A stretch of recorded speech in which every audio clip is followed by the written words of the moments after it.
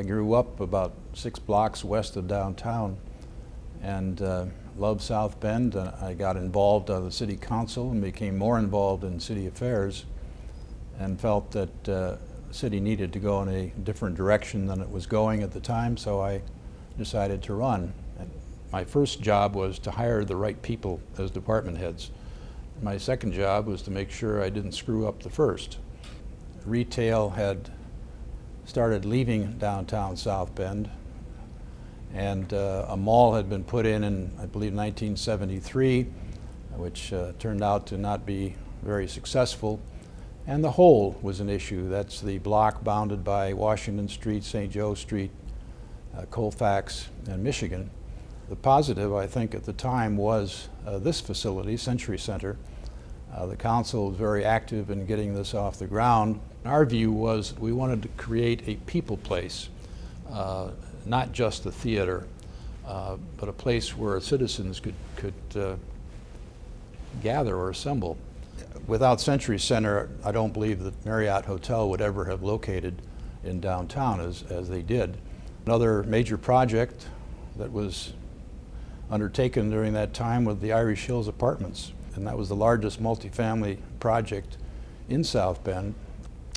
Potawatomi Zoo was about ready to close. I decided that we needed to do something about it, and we instituted a bond issue to not only rehabilitate but basically create a new zoo, which has been very successful. Probably the biggest disappointment was the failure of the downtown mall to occur. We tried to do retail in downtown after that with a Century Mall, which would have been a much smaller scale project, and we concluded when that didn't work that frankly retail just isn't ever going to happen in downtown South Bend. And if downtown were to succeed, it was going to have to be through business, banking, offices, and that's what we were gearing up for.